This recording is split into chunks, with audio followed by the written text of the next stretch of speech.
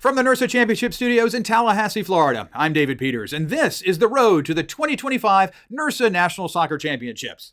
Coming up, we'll take 96 collegiate teams and divide them into pools, 4 of them, women's and men's, championship and open, for next week's tournament in Overland Park, Kansas. That's November 20th through 22nd. Marty Dempsey will join me from Gainesville. He's got some special guests, and we'll get everyone ready to go. It's the road to the 2025 NIRSA National Soccer Championships, and it's next.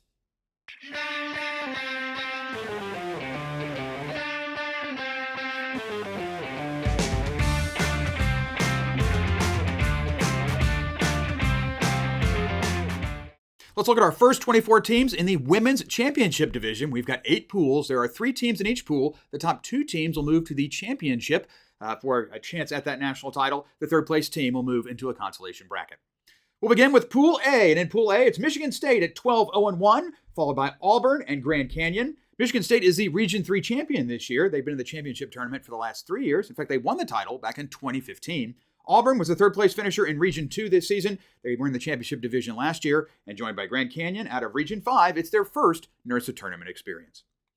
In Pool B, it's Tennessee, Utah, and Maryland. Undefeated Tennessee was the Region 2 champion this year. In fact, they had 2 wins over Vanderbilt, who's the favorite in Region 2, in the tournament. It is their first, however, NIRSA championship experience. Utah, the Region 6 co-champ, it's also their first tournament, and they're joined by Maryland, an at-large out of Region number 1. They've been in 2 open tournaments. Their last was in 2023. It's their first appearance also in the championship side. In Pool C, Cornell is joined by WashU of St. Louis and Boise State. Cornell at 13-1-1 this year is a Region 1 co-champion. They've been in 7 of the last 10 tournaments. They weren't here last year, but they were in the championship division back in 2023.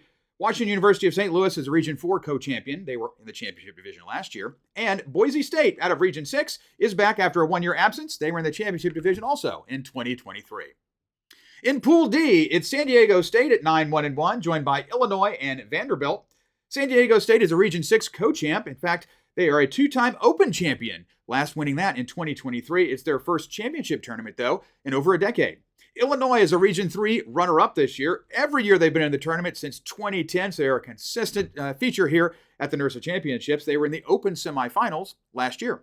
And Vanderbilt is an at-large selection out of Region 2. They made the Region 2 tournament semifinals before being knocked off by in-state rival Tennessee. They missed the championship last year, but they were here and made the semifinals back in 2023.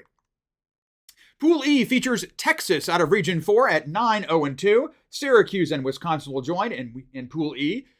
Out of Region 4, Texas, they are a co-champion there. They've been in every tournament since 2010 as well. They were the runner-up in the tournament back in 2017. Syracuse is a 3rd seed from Region number 1. They were in the Open division last year. And Wisconsin joins an at-large selection out of Region 3, semi-finalist in Region 3 this year. It's their first tournament here at the Nationals since 2022. Up in Pool F is Michigan, Missouri, and Texas State. The Wolverines at 9-1-2 are the 3rd seed out of Region 3. They were in the championship semifinals last year. Mizzou is a Region 5 co-champion. They were the Open division runner-up. And Texas State is in their first appearance since 2012. They're an at-large selection out of Region number 4. In Pool G, Brown leads us off at 13-0-2 with Virginia Tech and Ohio State. Brown was a Region 1 co-champion this year. It's their first ever NIRSA tournament experience. Virginia Tech, the Region 2 runner-up, is in the Open semifinals. That's where they were last year. Now they're in the championship division here in Pool G. Along with Ohio State, the Buckeyes at Region 3, an at-large selection from there. They were not in the tournament last year, but they have 3 championships from NIRSA, 2014, 2018, and 2019. And in Pool H, it's Texas A&M, followed by Colorado and North Carolina. The Aggies at 9-0-2 are a Region 4 co-champion and were a quarterfinalist in the championship division last year. Colorado from Region 5 was in the championship quarterfinals last year, and their other team won the Open Championship. Colorado in both sides of this year's bracket for the women as well. And North Carolina, the Tar Heels are out of Region 2, an at-large selection. They are also a consistent feature here at the NIRSA Championships. They've been in 13 of the last 14 tournaments. They were the runner-up in 2021.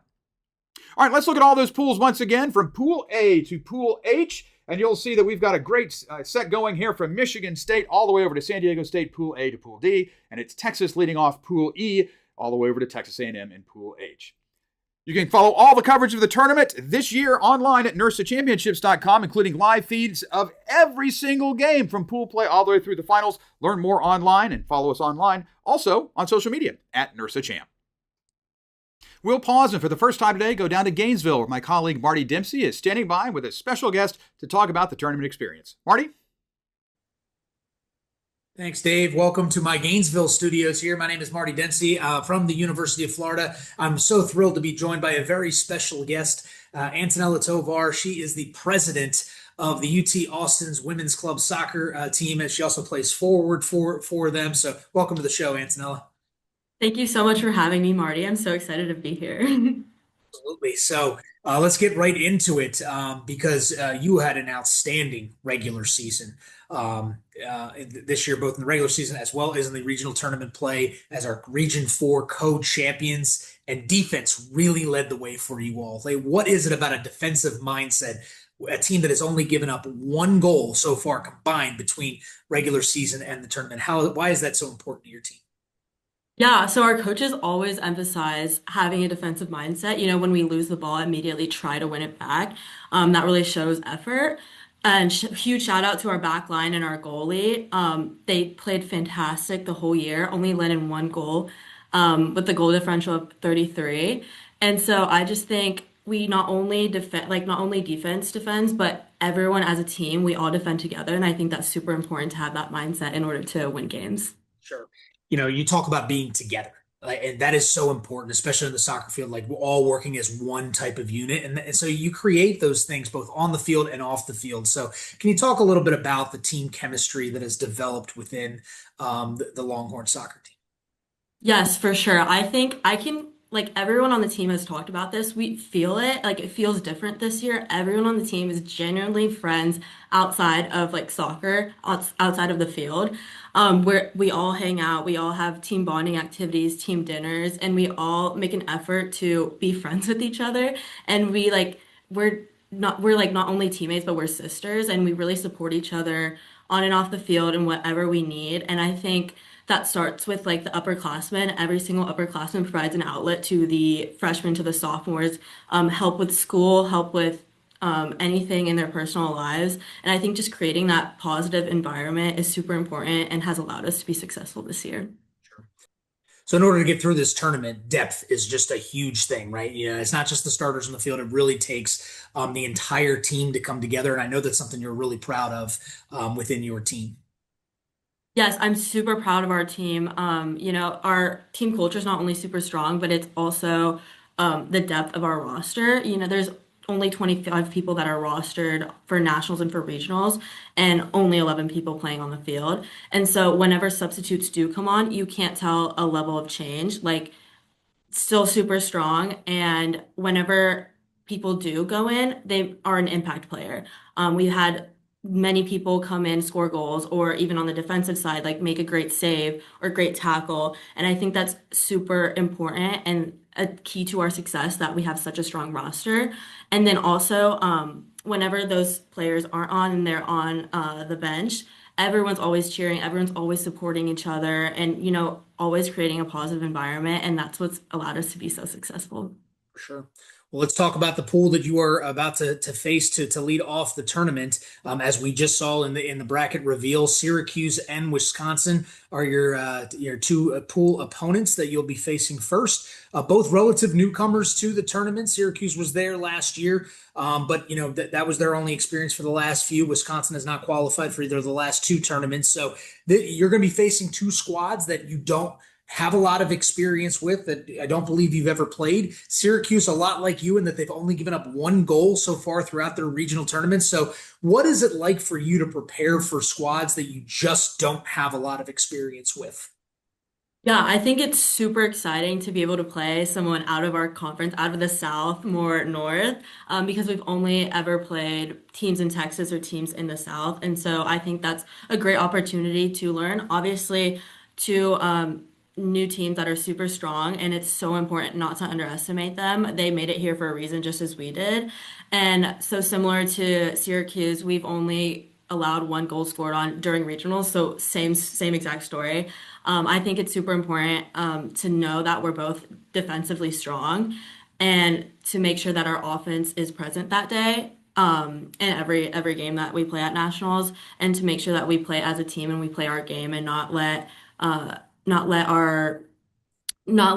things get in our head and just stay focused, I think is super important. Certainly can't approach anything with any kind of overconfidence. You need to take Oh, each for game sure. to get through that entire tournament there. Well, this Mhm. year it looks like we're going to have a new school that is crowned national champion for the first time since 2021 as our last three national champions, whether it not be Cal Poly, San Luis Obispo, or UCLA. Unfortunately, did not qualify this year, which means the door is wide open. It could come out of Region 4, Texas and Texas A&M. You all met. It was the only goal that you gave up in a 1-1 draw in the regional final. So what would it mean to you if you got a chance to face off against the Aggies in the latter parts of this tournament? Yeah, obviously super sad that the California teams didn't make it. That just means that the competition is super strong because they're both very strong teams. We've lost to UCLA my freshman year. I remember that game. They were so good. And so it's important to stay focused and to remember that teams at nationals are super competitive. And so if it were to come down to us and A&M, I think that would be super special for the both of us and A&M, to bring that Texas rivalry to the national stage. I think that would be super cool and super awesome for like our fans on both sides to see that rivalry kind of on the live stage again. I every time we play them, it's a super competitive, super physical game, and so it's really important to stay focused and to play our game. And it's been both times we played them, we've tied. The first time was 0-0, this time was 1-1. And so hopefully we can end with the win. Evenly matched teams for sure. Well, and good luck to Yes. you on this road. I'm here with Antonella Tovar, the forward and president from the UT Austin Women's Club soccer team. Best of luck to you, Dave. We're going to send it back to you, and now we're going to learn about the 24 teams that make up the Open Division for the women. Thanks very much, Marty. We're going to stay with the women's side of our tournament and move to the Open Division, where we have 24 teams in 6 pools, so 4 teams in each pool. To make it to the Open Division playoffs, you'll need to be the pool champion or one of 2 wildcards will be selected based on the performance at the tournament. All right, let's get going with Pool A. And in Pool A, we'll start with the Penn State Nittany Lions, followed by the UC Davis Aggies, the Jayhawks from Kansas, and the Panthers from High Point. Penn State missed last year's tournament, but they were in the Open Division back in 23. In fact, they won the championship division title in 2021. The UC Davis Aggies have been in the Open quarterfinals for the last 2 years. The Kansas State Jayhawks were in the championship division quarterfinals last year, and they were the Open runner-up back in 2022. It's the first tournament experience for the High Point Panthers. In Pool B, we'll start it off with the UCF Central Florida Golden Knights. It's the Ohio University Bobcats, the UCLA Bruins, and the Arizona Wildcats joining in Pool B. UCF has been in the Open Division for the last 3 years. In fact, they made the quarterfinals back in 2023. For OU, it's their first tournament since 2021. Arizona Wildcats, well, they've been in the tournament 2 of the last 3 years, but UCLA has got plenty of championship hardware because they've been in the title game in both divisions over the last 3 years. They were a championship runner-up last year, the championship division title winner in 2023, and they won the Open title in 2022. In Pool C, we'll begin with Miami of Ohio. The Red Hawks are joined by the Catamounts of Western Carolina, the Yellow Jackets from Rochester, and the Buffaloes of Colorado. Miami of Ohio was last in the Open Division back in 2023. It's the first tournament experience for both the Catamounts and the Yellow Jackets, and Colorado is the reigning Open Division national champion. They're usually in both. They've got 2 teams. The Black Squad will try to defend that title here in the Open Division this year. In Pool D, it begins with the Baylor Bears, joined also by the Central Michigan Chippewas, more Bears, this time from Northern Colorado, and the George Washington Revolutionaries. It's the Revs' first tournament experience with NIRSA, so welcome to GW. The last time that Northern Colorado was in the Open Division was back in 2022. The Chippewas, however, were in the Open Division last year, and it's also the first appearance in Open for the Baylor Bears.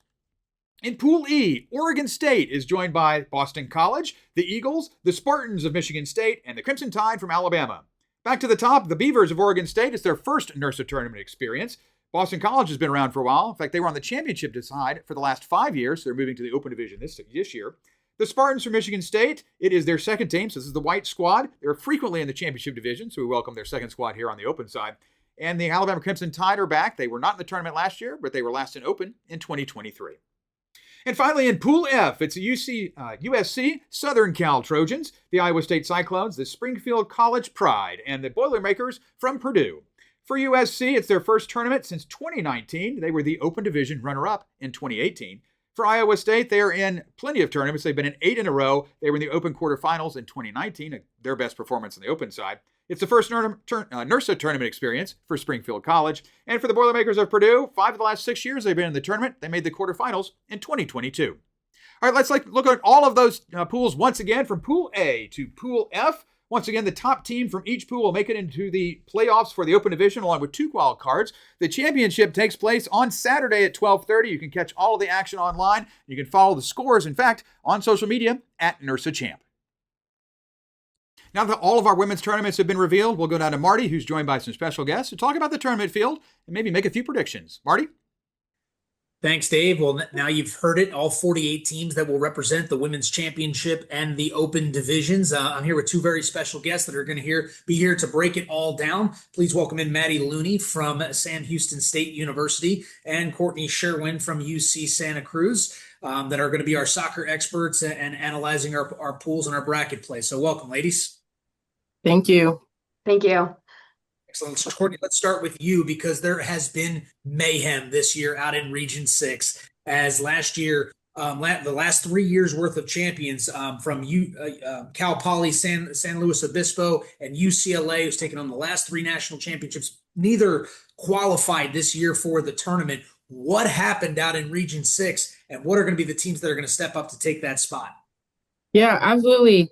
I'll start off with UCLA. UCLA had a pretty strong regular season, but unfortunately had a tough go when it came to the regional tournament.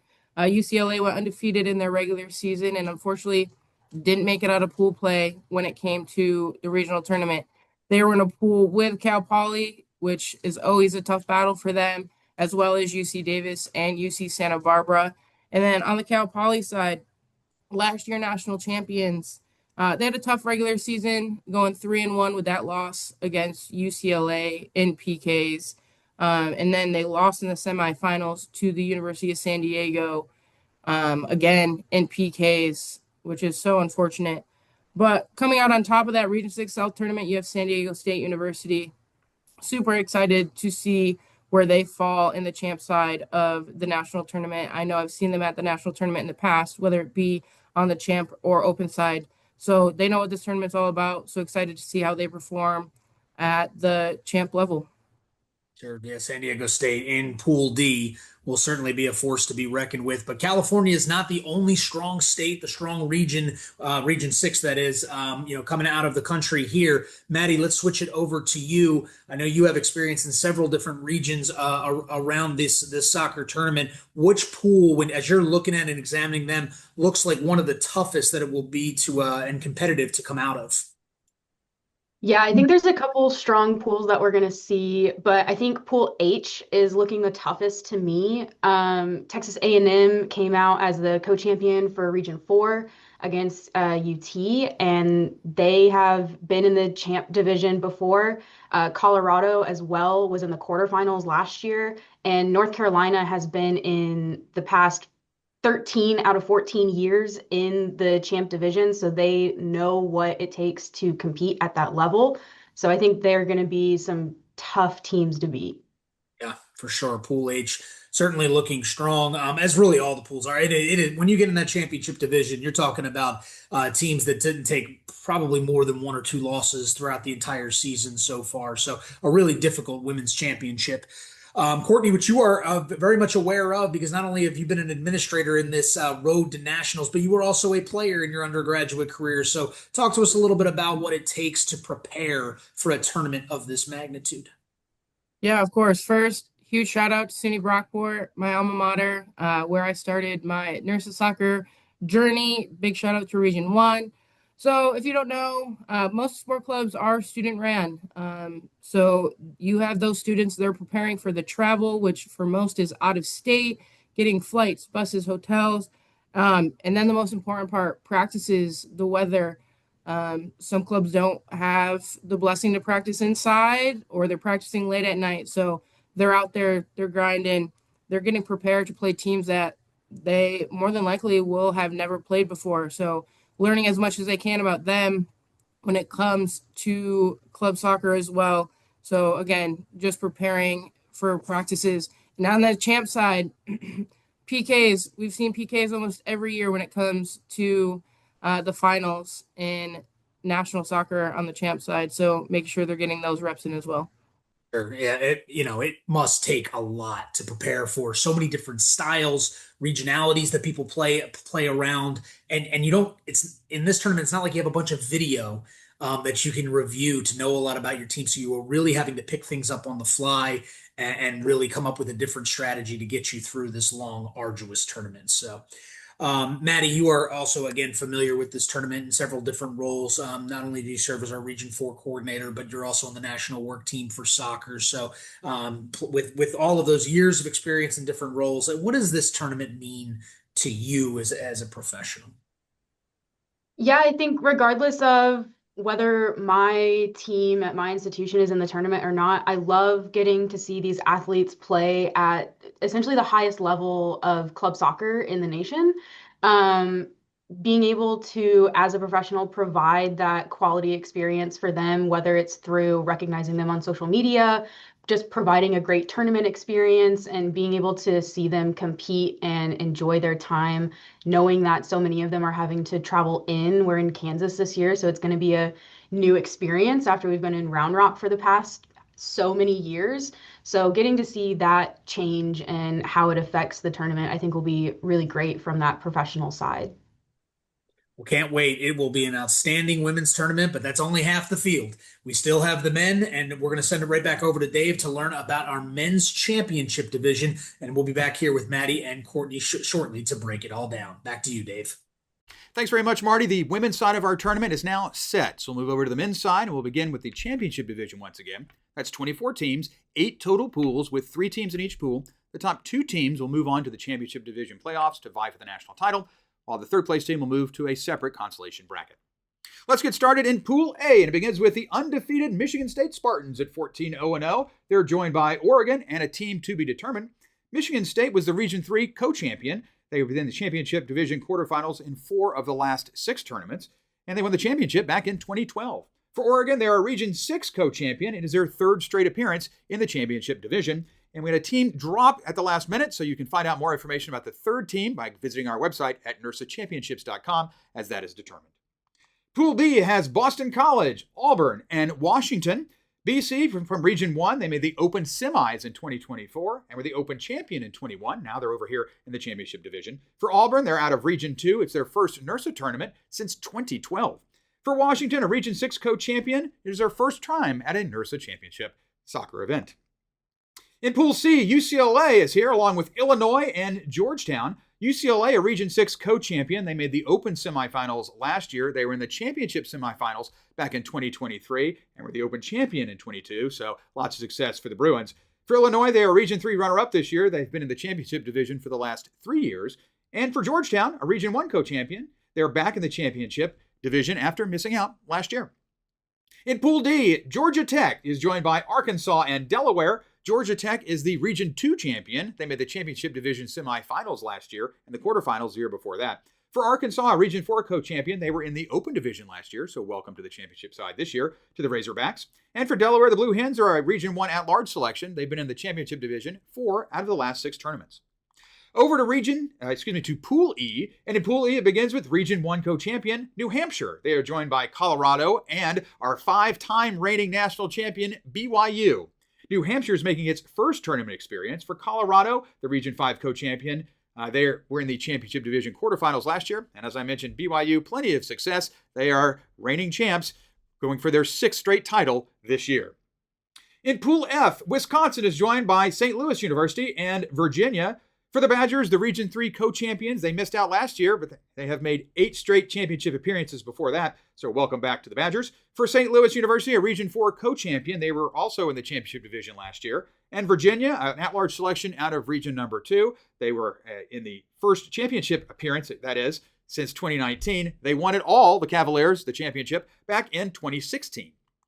In Pool G, it's Texas, Arizona State, and Rutgers. The Longhorns are a Region 4 co-champion. They've been in the last 6 championship tournaments and made the championship semifinals in 2 of the last 3 years. For Arizona State, a Region 5 co-champion, they were not in the tournament last year, but they were in the championship division back in 2023. And Rutgers is an at-large selection out of Region 1 at 11-3-0 this season. They were in the quarterfinals in round 1 of their tournament, and it's their 4th tournament in the championship division in a row. And finally, in Pool H, Minnesota is joined by Virginia Tech and Texas A&M. The Golden Gophers are a Region 5 co-champion. They were the Open Division champion last year and the Championship Division runner-up in 2022.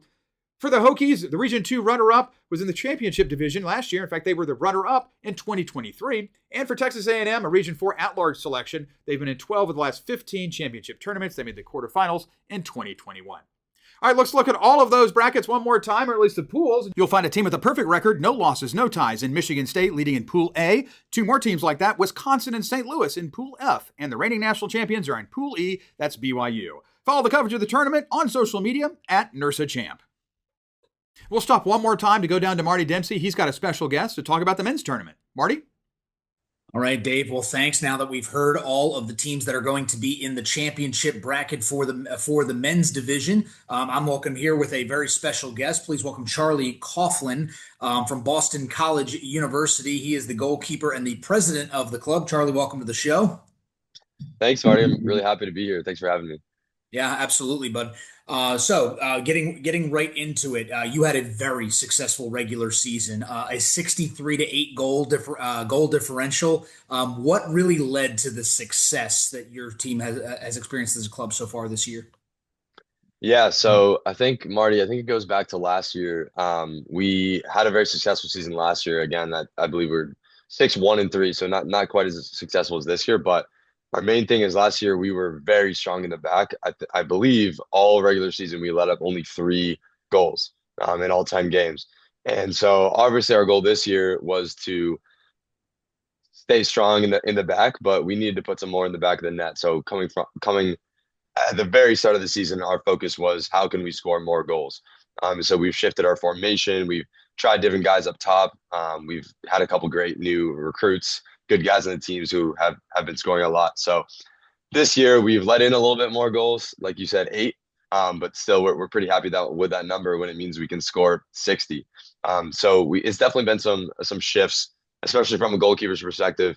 I don't always love having less guys in the back and being a little bit more vulnerable back there, but when it allows guys to get freed up top and score a whole lot of goals, it's always worth it for us. So definitely was great to see a lot of goals go in the back of the net, and hopefully we can continue to do that in Kansas City.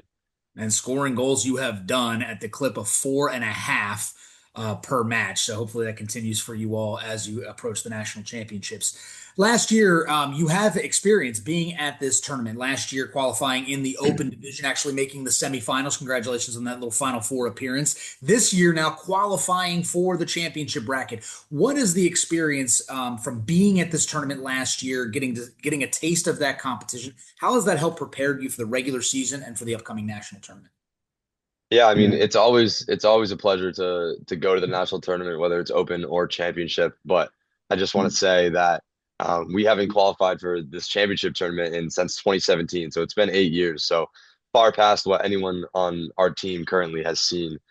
So we're just super excited to be competing for the national championship this fall. But that being said, going to Opens last year was amazing experience. We actually got in on the later side because a couple other people dropped out and it slipped to us on the wait list. So within like a couple weeks, we had to really pull the trigger and say, all right, we're going to do this thing. We're going to go to Austin. And because of that, we started as a low seed. We barely qualified as like the number 8 out of 8 teams in the playoff bracket. And then we went on to beat Missouri, who was the number 1 seed. And it's kind of this Cinderella story. Couldn't get it done against Minnesota in the next round. They're a very, very strong team, but just going to, flying as a team and staying in a hotel and playing against these teams from all over the country. Like, obviously it's a blast, but it's also a great experience, whether it's Open or championship, to kind of prepare us for this year where we're going to be doing the same thing, hopefully on an even larger stage. And hopefully we can continue the success and get it done. And I also want to say that we have 11 seniors on the squad this year. So out of the 25 who are traveling, 11 of us are seniors. So obviously a huge chunk of our team. So this means a lot for us. Not only is it the first time we've qualified in 8 years, but the 11 of us, a lot of us have been on the team for all 4 years and have just been dying to get this opportunity. So it's our last shot, and I think we're gonna make the best of it. So really excited. Really great stuff. So we just learned that you are going to be facing off against Auburn and Washington in what it should be a very strong pool. Only one loss so far between the regular season and the regional championships between the three squads. That, of course, is Auburn just dropping one match to Region 2 champion Georgia Tech, Washington being the co-champions out in the West Coast in Region 6. So what is it going to take for your squad to be able to match up well and hopefully for you all advance out of pool play? Yeah, I mean, we knew, no matter who we'd play, they were going to be really, really tough. These are obviously the top 24 teams in the entire country. So, learning today that was Auburn and Washington, obviously two great schools, two much larger schools than what we are at BC with about 10,000. And so I assume they're going to be really, really strong. I think when it comes to success, it just comes to playing our game. As you can tell by watching us, we like to possess the ball a lot. We like to kind of connect a lot of passes. We definitely don't play boot ball like a lot of teams that we saw this year do, but we've learned to defend boot ball really well. So on these nice turf fields, we're excited to just pass the ball around, keep it on our feet, and I think if we can control the ball, then we can control the game. It just comes down to playing our game, but still, we're a little bit of a smaller team, so we got to continue to be physical against like an Auburn, who I assume will be a lot of big guys down south. So, and I'm sure UW will be a big team as well. So just got to play our game, continue to be confident against some great teams. But I truly believe we can get it done against anyone. So I'm excited to see what we can do. Charlie, this is your last year. This is your last shot at this as a senior, and obviously as a captain and as a president of this club. What has the experience of playing on this team meant to your college career at Boston College? Yeah, it's been special. It's been probably the best part of my BC experience. I can't lie. These guys are like brothers to me, and I'm just so lucky to be able to compete for the national championship as a senior. I've had an interesting path. As a goalkeeper, things are a little bit different in terms of making the team. Obviously, in my freshman year, I actually wasn't picked to make the team because they didn't need a goalkeeper. Sophomore year, apparently, I'm being told by the captains I made it by the skin of my teeth. And then so I've really kind of worked for my position to be a starter, and then obviously being selected as the president this year. And I'm sure any president can tell you this is not an easy role. Lots of hours go into this every week in terms of just logistical planning and making the regular season work. So it's just been awesome to see all my hard work pay off and see us qualify. And it's not over. I'd love to cap off this senior year with a win in Kansas City. So really excited to see it culminate in something special for us. Tremendous story of grit, resiliency, and leadership. We wish you all the best of the luck this year in Kansas City. From Charlie Coughlin from Boston College, we appreciate your time here today. To learn now about the men's open bracket, we're going to send it right back to Dave. Thanks, Dave.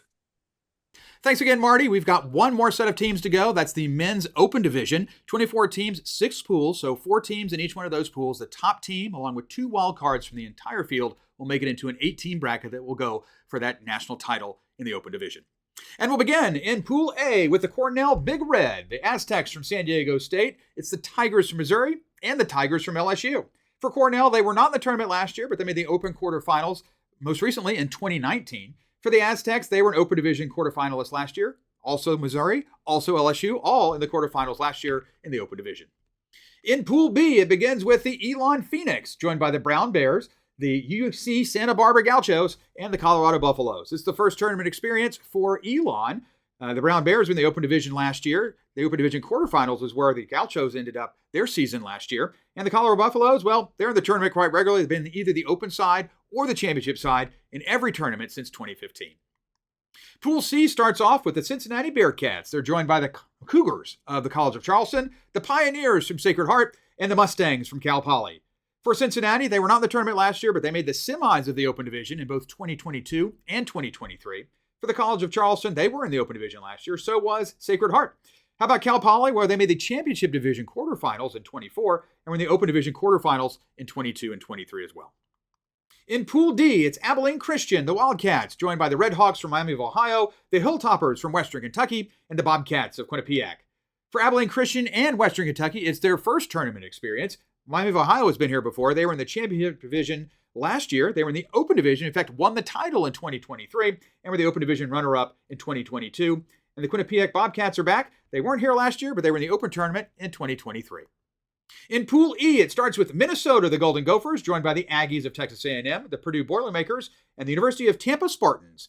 The Golden Gophers are the reigning Open Division champion, so their Maroon squad will try to get that title back again this year. It's the B squad for Texas A&M. They are regulars in the championship division, so we're glad to have their second team here for the Open Division this year. For the Boilermakers, they were the Open champion back in 2019 and the runner-up in 2023.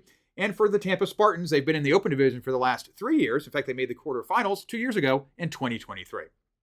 And finally, in Pool F, it's the Weber State Wildcats, the Kansas Jayhawks, the Sam Houston State Bearcats, and the Hillsdale College Chargers. For the Weber State Wildcats, they were in the Open semis last year, and they made the quarterfinals in 2023. It's 6 straight Open Division appearances for the Kansas Jayhawks. They were in the quarterfinals also in 2023. The Sam Houston State Bearcats are back. It's been a long time, over a decade, but they made the quarterfinals once, back in 2012, and it's the first tournament appearance for the Hillsdale College Chargers. All right, let's take a look at those pools one more time for the men here in the Open Division. From Pool A to Pool F, here are those 24 teams once again for our men's Open Division. 8 will make the playoffs, the pool champions, and 2 wild cards, with the final on Saturday at 12:30 p.m. Central Time. You can follow coverage of every pool play match and every playoff match online. We've got video from Baller TV. Get a link at our website, NIRSAChampionships.com. For our final time, we'll go down to Marty Dempsey, who's got some special guests to talk about the men's tournament field. Marty? Thanks again, Dave. Now here to break it down, the men's championship and the open brackets. Please welcome back Maddie Looney and Courtney Sherwin. Ladies, let's break it down. Maddie, I'm going to start with you. Every year now we're talking about it. BYU, they are a force to be reckoned with. They are the absolute dynasty when it comes to the NIRSA Championship Series. Everybody's gunning to take them down. So when you're looking at the pools, what are the teams this year that stand out that have the best chance to finally unseat the Cougars? Yeah, I think there's a couple teams I'm looking at that look really strong. A couple teams that are newer to the championship division. Michigan State and Wisconsin are both really strong Region 3 teams. They are just good at scoring goals, looking at their sheets. And then UT Austin, they were a semifinalist last year. They played a really tough game against Ohio State. And this year they've come back even stronger. They are really good at stopping goals, which is always, of course, what BYU is really good at doing, is just scoring on their opponents. So I think it'll be really interesting to see those 3. And they're all in different pools as well. So seeing how they come out of pool play will be really interesting. Sure. Courtney, coming over to you, again, I know you had experience on the West Coast. Speaking of stopping goals, you got a club down at Arizona State that has the most shutouts of the year. So again, a defensive-minded team that may have a chance to stop BYU if they play each other. Certainly, they say defense wins championships. But another school right around in your area, UCLA, who's had some experience. Last year, they were a semifinalist in the open side. They were in the championship bracket and advanced to the Final Four 2 years ago. Back in the championship division again. What are you looking forward to seeing from UCLA? Yeah, I'm just looking for them to come in strong and make it out of that pool play.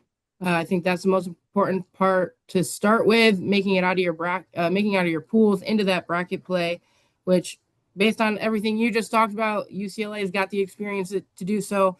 They also had a great run in the regular season and in the regional tournament, undefeated with their only draw against Cal Lutheran down in Southern California. Unfortunately, don't know much about Cal-Lu. I know on the NCAA side, they're normally pretty strong. But again, UCLA undefeated at the regional tournament as well. So looking for them to come to the tournament just playing some strong soccer. In order for them to get out of the bracket, they will have to go through both Illinois and Georgetown in men's championship Pool C. Not to leave out our open division there, because we have 24 teams also competing for a national championship there. And we're also welcoming back Weber State, who was last year's winner of the Sporting Behavior Award. It's a really important part and a value of the NIRSA Championship Series tournament. Maddie, can you talk a little bit about that award and what it means, and what are the things that go into the criteria that go into selecting the winner for that award each year? Yeah, I think some people think sporting behavior is all about just how many yellow cards and red cards you get sometimes, but we look at a lot more than that. Just how they're performing on and off the field throughout the tournament, especially with a team like Weber State. They are just such a group of really good guys. They support other teams. They were constantly going to watch BYU, who is one of their neighbor schools in Utah. just really being there to support everyone at the tournament, whether it's your team or other players, through wins and losses, and just like being there to have fun. We know that everyone's there to compete, but we also want to see them enjoying their time and getting off the field as well. Courtney, we are now just a little over a week away from heading to Kansas for this tournament. Your final thoughts. Like, what is this? What are you most looking forward to at this 2025 national championship? Yeah, I think my favorite part about this tournament is meeting new professionals from all over the country. I met Maddie there last year, and now we are in touch every single day, on a more personal level. But I've also made so many connections at the tournament on a professional level as well. So if there's anything I have question with or I'm struggling with, I know I can reach out to them. But I also love the game of soccer, so I cannot wait to just watch good soccer. This tournament has always been able to provide that for the spectators, for us as volunteers coming out to the tournament as well. So I'm excited to see and meet some new faces, and then as well as just watch some good soccer and getting to interact with the students. I think that's what we're all here for, is interacting with those student athletes and giving them the best experience possible. Well, thank you all so much for breaking it down for us. For Courtney Sherwin and Maddie Looney, my name is Marty Dempsey from the University of Florida. We appreciate you joining us in our studios here for the Road to Nationals, and good luck to all of our teams at this year's National Championships. Well, thanks, Marty, and to all the special guests who joined us for today's show to get ready for the tournament and talk about the tournament experience.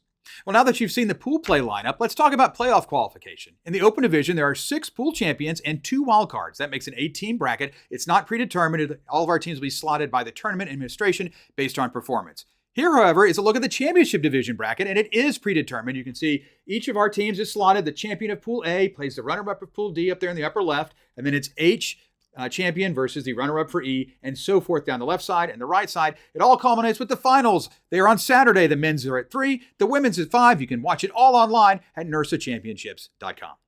All right, some final reminders as we get ready for tournament play. For captains, make sure you've read that email from NIRSA headquarters. It's got plenty of tournament details, including player qualification form information. You need to upload those electronically and then bring the original to the tournament. We'll have plenty of tournament gear for you as well. You get some tees and some hoodies, concessions, exam proctoring. All the details are in that email. Teams will check in on Wednesday, November 19th from 4 until 7 p.m. Central Time at the Shields Overland Park Soccer Complex. Just one person is required. It's listed what you need to do in the email to captains. And if you're going to be late, we'll email us so we can expect that. There is no captains meetings, but our directors of competition will be on site at check-in to answer your questions. There are a handful of practice times still available. You can go online. There's a link in the captain's email for those. They're available on Wednesday afternoon leading into the tournament. Matches get started as early as 8 a.m. on Thursday, with playoffs getting underway Friday and continuing into Saturday with the finals. Photo ID is required of all of our players when you check in. And we have athletic trainers on site, but we ask you to bring your own pre-wrap and tape for any pre-game taping. When not on the field, our players can participate in juggling, best trick contests as well, and we'll be judging for best kit. You can watch our @NIRSA Champ social media site, or just stop by the tournament desk for more details on how to enter. It's free, and you can win some great prizes. For spectators, be ready for some entry fees over the weekend. It's $15 per day to get into the tournament, or $40 for a tournament pass. It's cheaper for seniors over 60, and it's free for kids 12 and under. You can purchase at the gate or take advantage of pre-sales through Friday, November 14th, and you can pick up those pre-sales at check-in, along with free passes for players and for coaches.